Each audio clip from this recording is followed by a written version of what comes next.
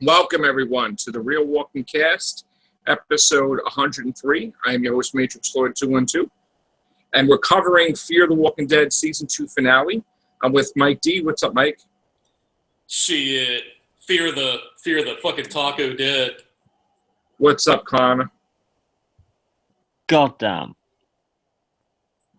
Okay, so I do want to say, one, I like it how they try to pull off that Fear the Walking Dead is good enough to have a 2-hour episode when they clearly showed that they took 2 episodes and they put them together and they lied like it's a 2-hour finale. So, one, I do realize that that episode was supposed to air next week, the finale, and then they were supposed to have a special the week after, and then Walking Dead season premiere, season 7. So nice try, but I kind of seriously doubt there'll ever be they're given the money to do a 1-episode, 2-hour finale. So the fact that we saw credits at the end of hour 1 is really telling. So great job, AMC, with that bullshit. They kind of rolled them up there at the bottom like they do for the millionth rerun of Shawshank Redemption on like TNT or something. They were, as an aside, they just kind of threw it up there like, part 2 is going to start at like 3, 2, 1, and oh god. Yeah. This show is just like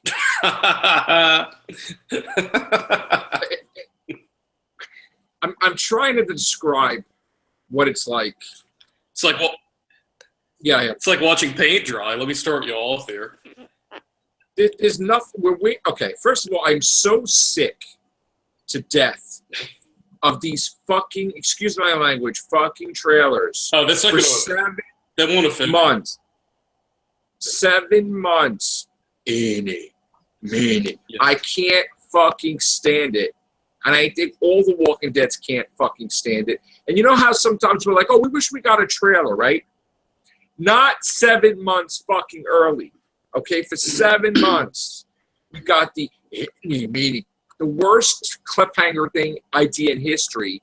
And people are just, they're not tuning in to see season 7 because they're dying to see who died. We already know who died. It's just get it over with already. They play it every commercial break, too. And there's at least 3 or 4 during each 1-hour show. So it's just getting, beaten into your head, at a ridiculous amount where you're just there's a pushback against it where you're just like, for fuck's sake, stop showing this. Enough is enough. When they end, first of all, with Fear the Walking Dead, right? Just don't fucking show a trailer for season fucking 3 until 2 weeks before. I think they're gonna learn, hopefully, this time. Wait for the fucking trailer, especially with Walking Dead. When Walking Dead ends with the mid-season of season 7, fucking no trailers, please, until fucking February. Because that's when it starts, is Valentine's Day. Is Walking Dead and Fear the Walking Dead really popular over there, Connor? Yeah, but...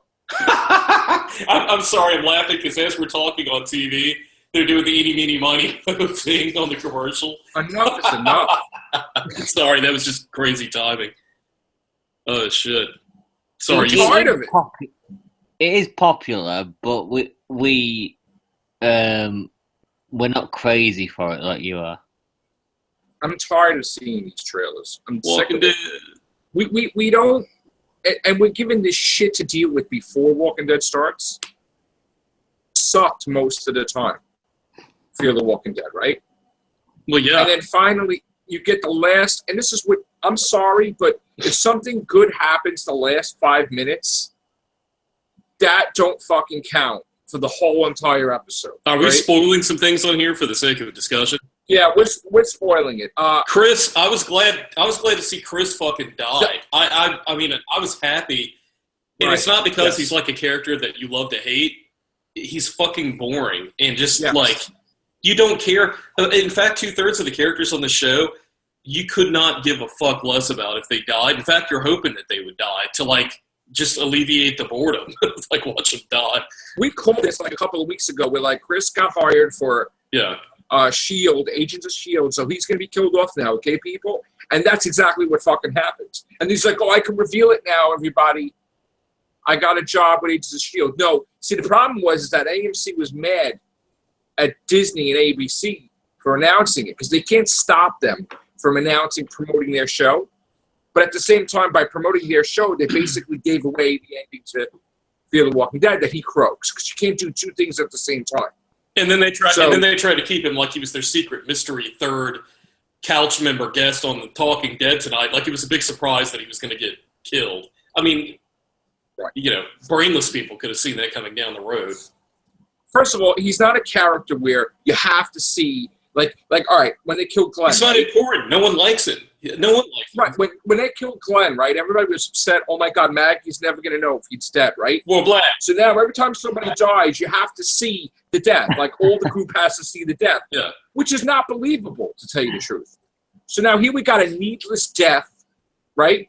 Fucking empty, right, like reality, and it's believable. And I don't really nobody gives a shit that Travis never got to see his son die. Like, fuck it, because he's just horrible. I know. I'm laughing at how terrible it is. Like you're throwing out trash out the window of your car while it's moving. That's what Chris was. He's the fucking trash that he just sucked. So good riddance to fucking horrible, okay? I'm looking at it while we're on the cast. I got the TV on in the other room on the flat screen back there. I see him like on Talking Dead talking to him right now. And it's funny. They really seem like they're trying to go out of their way to make him feel like he was important on the show. His character was important, and he's not. No one cares. Nobody gave a shit. The moment he started acting Norman Bates to his own stepsister and mother, I'm like, oh, fuck this. And then when he beat up his own father, and then the last words his father said is, what did he say? The hell with you? No, he said, God damn you. God damn you. Yeah. Right. That was amazing. That was amazing. And you know what? That's exactly what happened. Shit. Well, they're all pretty fucked in that case because of the zombie apocalypse. I'm sick and they're all tired. dead. Well, I got to tell you, Kurtzman basically slipped tonight on Talking Dead. I don't know if I think I said it to you. Yeah, you and I were talking while it was on Facebook. Yeah, basically the guy just said, Fear the Walking Dead is approved by AMC for another season, season 3, right? What we weren't aware of was that AMC approved Fear the Walking Dead for season 4, which he just basically slipped and says, yeah, I got plans for Travis, how he grows in season 3 and beyond that. So basically, you just had it revealed that you have the whole thing set up for 3, and you're basically working on season 4 right now, which is not good because you also revealed that Travis is not going to die in season 3 at all. So we're not going to expect it. We're not going to look for it. We're not even going to mention it because according to Kurtzman's plans, he's doing something with him in season 4. So that's not cool at all to reveal that. You know, I think. I mean, I know he likes to talk, but they don't like to spoil, but then he slips sometimes. But I don't know how it's going to get a 4th season if it's dropping all the time. What do you think? I mean, you think it's going to make it a 4th season? I mean, I hope not. I think that actually it's not Robert Kurtzman. There is a Kurtzman. It's Robert Kirkman. Kirkman. I'm sorry. I do apologize. Kirkman. Yeah, but I mean, Kurtzman actually works with or worked at one point with KNB because that's the K and Kurt and he. Greg Nicotero, the guy that's the showrunner for Walking Dead, is part of the K&B studios. So there's a crossover there. So that makes sense where the confusion would come into play.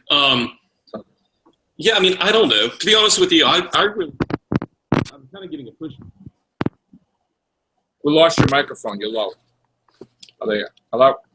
Can you hear me now? Yes. Let me try it. Hold on. All right. Better? Yeah. I'm really just kind of tired of the whole thing at this point. I mean, even Walking Dead, it just seems like I've come to the conclusion, it seems to me, that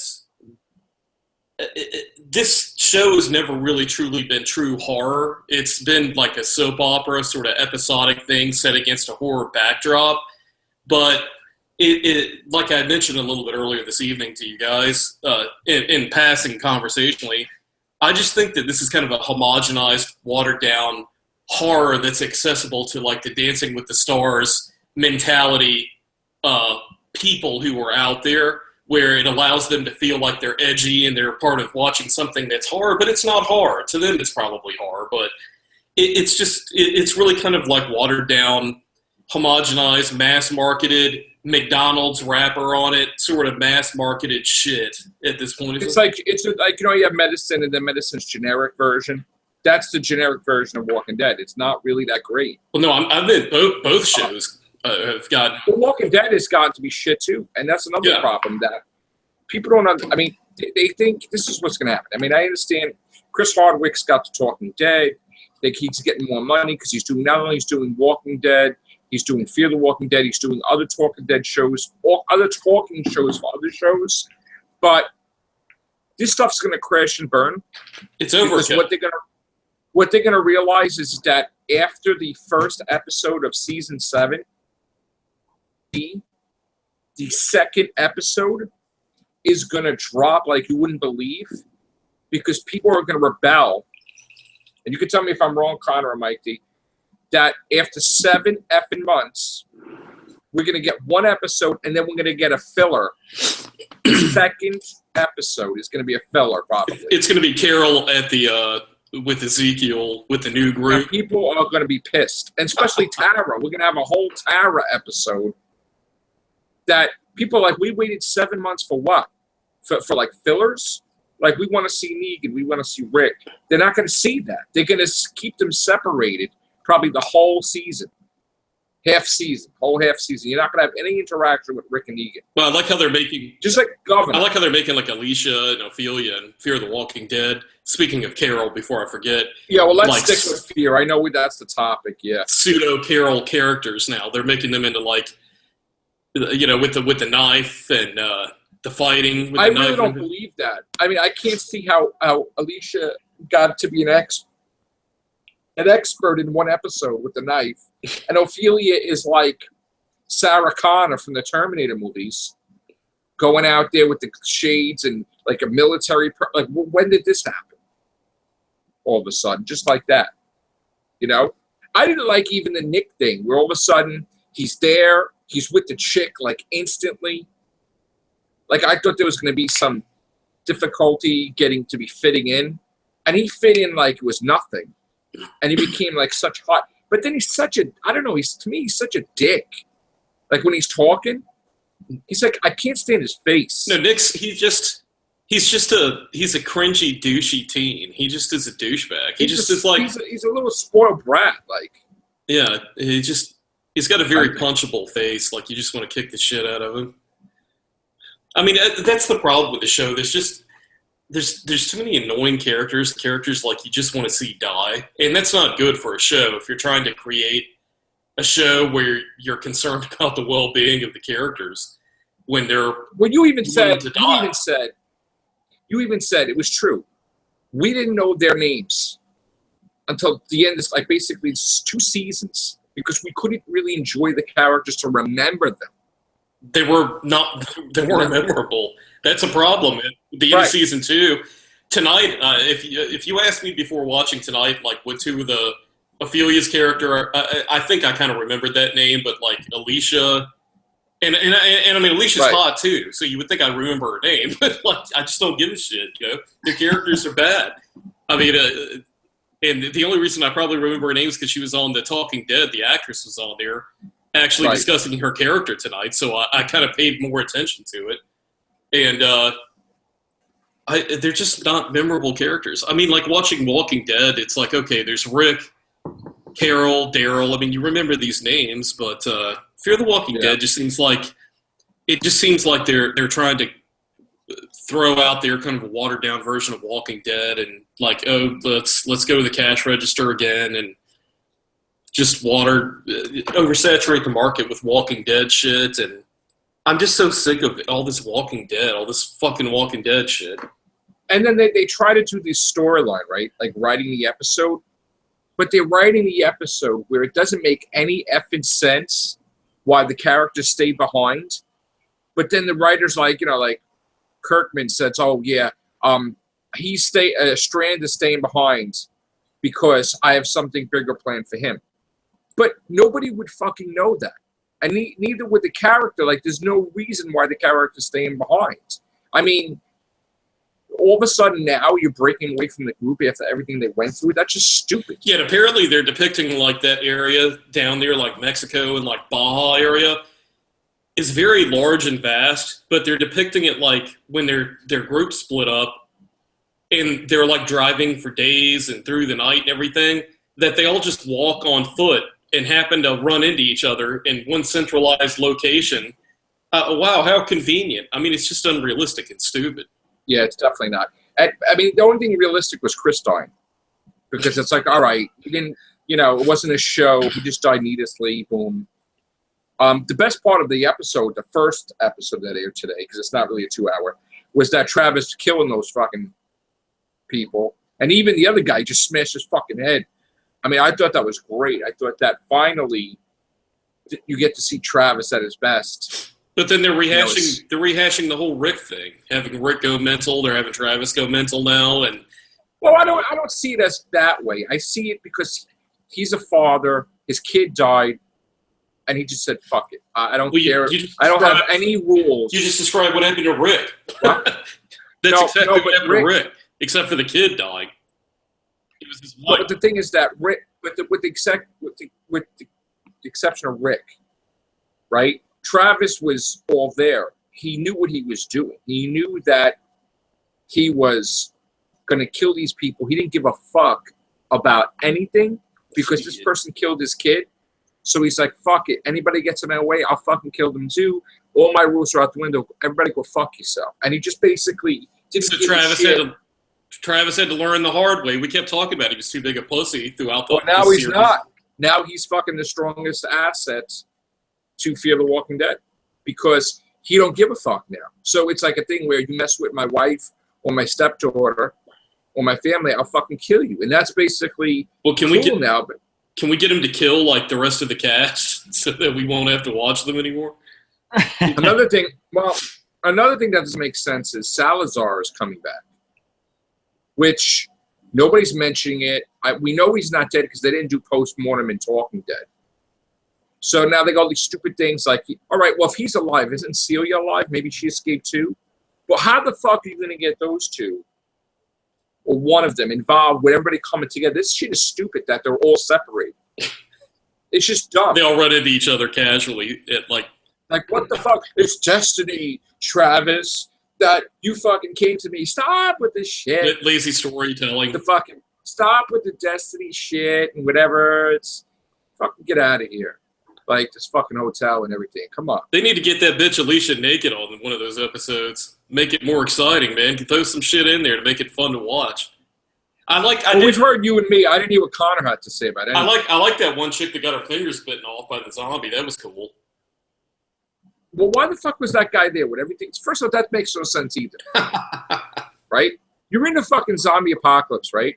If there's a dead body on the fucking bed, you don't have him chained up? You don't have, like, check it out, that the guy could wake up and eat you? No. That's, like, stupid.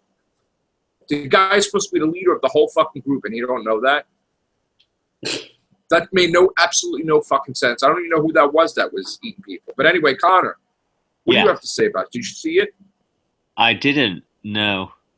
I was watching better TV. Right. Were you watching Westworld or no? Yes, I was watching Westworld. I recorded it, and I'll be watching it tomorrow. I'm going to Kiss on that later on. Yeah. Fear of the Walking Dead and The Walking Dead, to me, are just two shows that I can live without. And I can live without surrounding myself with the fan hype as well of it all, because it just doesn't seem that interesting to me. It doesn't even seem like horror, to be honest. Connor did like Dawn of the Dead, by the way. I heard that he finally got around to seeing that. So he does like horror. But I agree with him. I mean, it's like Walking Dead. It's just really, it's not horror. It's just like soap opera, episodic sort of accessible horror for like Jane and John public that live out in the suburbs. See, I have to disagree because Walking Dead, regardless of me being mad at it, I still like Walking Dead. Yeah. And I do need to see that for now. think about all the other shows that we watch together, separately, whatever, like Doctor Who, with that, having a superhero at Christmas time, I'm not really looking forward to that crap at all. But, I mean, they're doing stuff with all these shows that are just gimmicky and whatever. I mean, this whole Talking Dead thing in the cemetery with the whole cast. Is that what the announcement was? I didn't catch what the big announcement was. Yeah, they're going to have every single person that appears in the opening scene, where they're all the actors of the Rick's group that was with Negan with the bat, with all those people in a cemetery and talking about it for an hour and a half. For fuck's sake. Oh my God, this is just so over commercialized garbage now. Well, why is Kevin Smith doing a fucking Walking Dead thing after Talking Dead? Well, I was about to say, that makes no fucking sense at all. I was going to bring that up too. It's fucking everywhere. It's like McDonald's, It's like fucking everything's Walking Dead, fucking Walking Dead, eeny, meeny, miny, mo. Kevin Smith, geeking out or whatever. They got him on there. I mean, fuck. I don't even understand why he has that show. I thought he has Comic Book Men, but now he's doing that show. And aren't we have our own Talking Dead? Like, why are you doing that? It's like you're like exactly what you said. It's totally oversaturated. It's like AMC is all Walking Dead for most of the year, and then at some point in time, when you see them do a show that's not Walking Dead, you're like, oh, yeah. Like, because that's all they are mostly is Walking Dead. They need to do other shit on I've that never network. heard of another original series from AMC. Well, you got Better Call Saul. Well, actually, AMC, I'll tell you, Breaking Bad was an excellent show, worth the hype. Better Call Saul is an excellent show. Now, I'm talking about they are incredibly well written. They're not like watching the Avengers. You're not going to expect to tune in and it's going to be superheroes and shit blowing up every 5 minutes. I mean, it takes some intelligence and some maturity and not being like an infant to tune in and watch with the attention span of these shows. They're great shows. And Mad Men was on for 6 or 7 seasons, or Mad Men rather. I said Mad Men. Mad Men was fantastic. That's like pyramid. That's like my Pyramid of Mars. But anyway, you just got Mad Men was good. But maybe to watch Mad Men now. You have AMC, and then you have something like it, which is a TV station, whatever, that I'd blow the trumpet of any day of the week. HBO. Who Game of Thrones. create Game of Thrones have now got Westworld. They're constantly bringing out all this quality.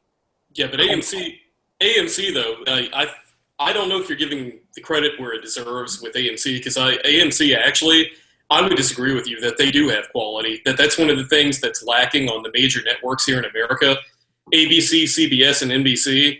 That they're frantically trying to catch up, because the talent that used to go to movies are trying to go to these TV shows on AMC now. You get really good quality acting going on, and I understand you have House of Cards and you've got The Sopranos on Showtime that used to be on, things like that, but there is a really high caliber writing, especially with Breaking Bad, Better Call Saul, and Mad Men. When Mad Men was on and Breaking Bad was on, but AMC, some of this stuff I don't really get into, what is it, Hell on Wheels and Halt and Catch Fire, and some of the shit you could just kind of throw in the garbage to me, but I don't mean everything they do is great, or it's maybe just not my thing, but they do have cool. Mad Men is one of those series that I want to get around to watching, because it does look good. And I didn't know that was AMC. I thought that was something else. Yeah. Oh, Don Draper's my hero, man. the main character played by John Hamm. He's a bit of a womanizing prick, so I tend to favor that sort of character pretty well.